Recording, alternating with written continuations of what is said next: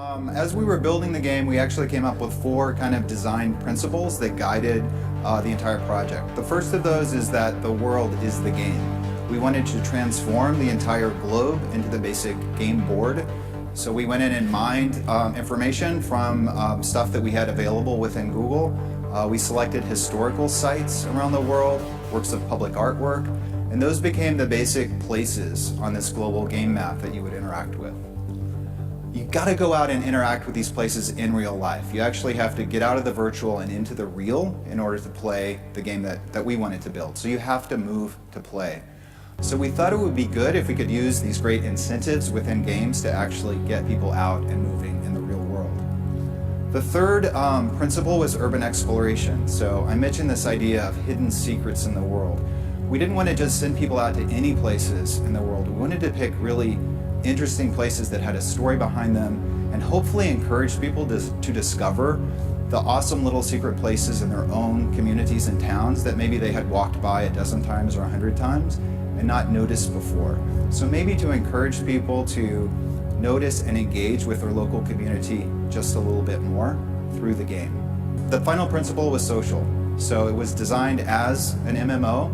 So of course everybody's by definition in that same game world interacting with all of the people that are playing the game. But there was this new component of real world social interaction, and we didn't quite know what that would mean. The key, I think, is the fact that we're bringing people together in the real world. You know, so much of technology is isolating us, pulling us inward, encouraging us to focus on the screen. We're pulling people together in the real world.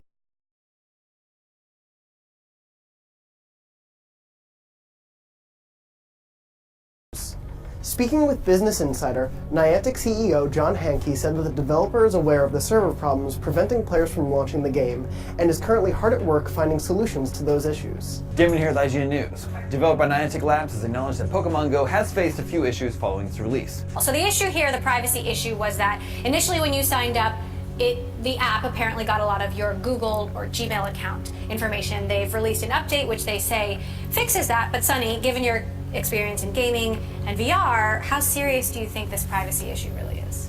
I think it's pretty serious when it includes children. Pokemon is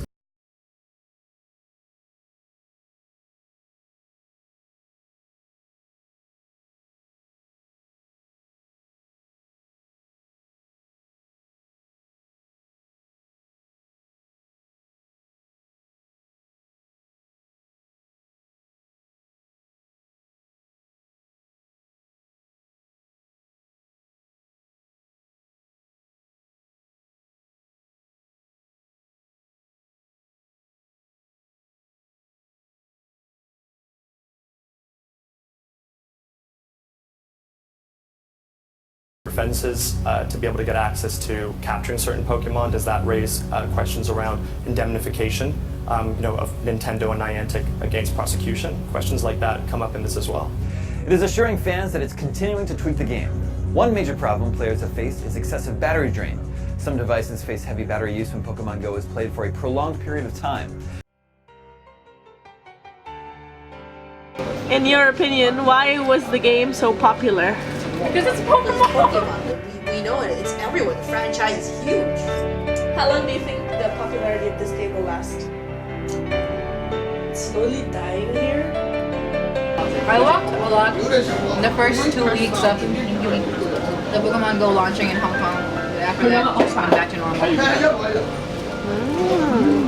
Going to fade out very soon, like now. I don't see it is successful.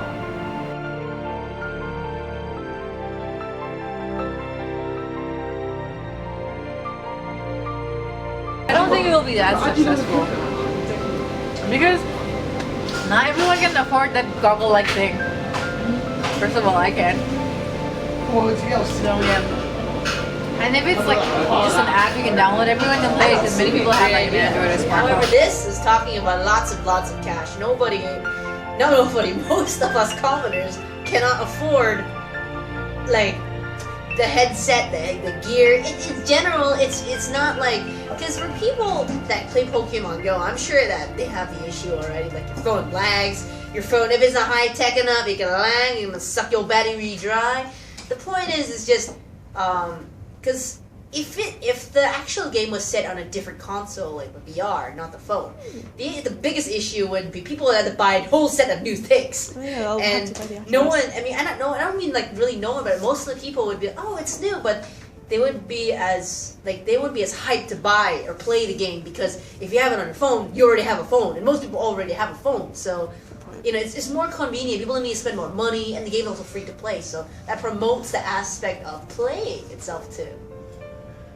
I don't think it will be that successful because not everyone can afford that goggle-like thing. First of all, I can.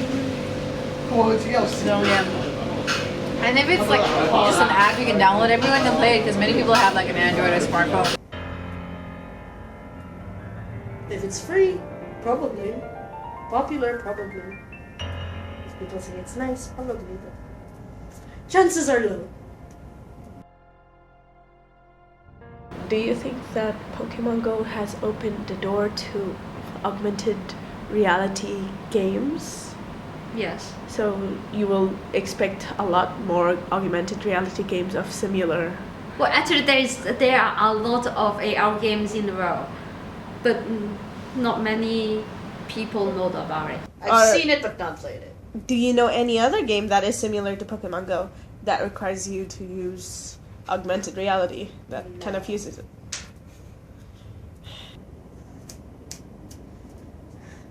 There's a treasure one where you have to look for treasure. I forgot the name.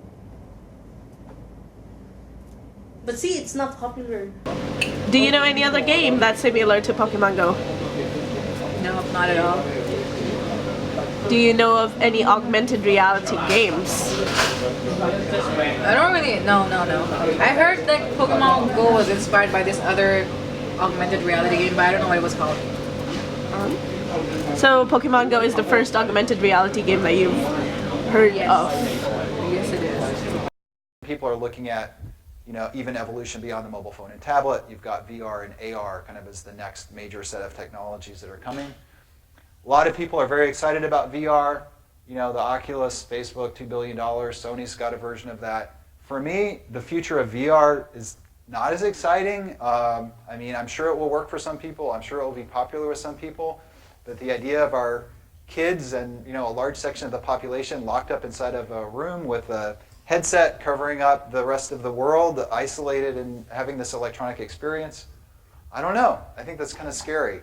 So we're kind of the counterweight to that. We're saying, no, rip off the headset, don't stay inside, go outside and play.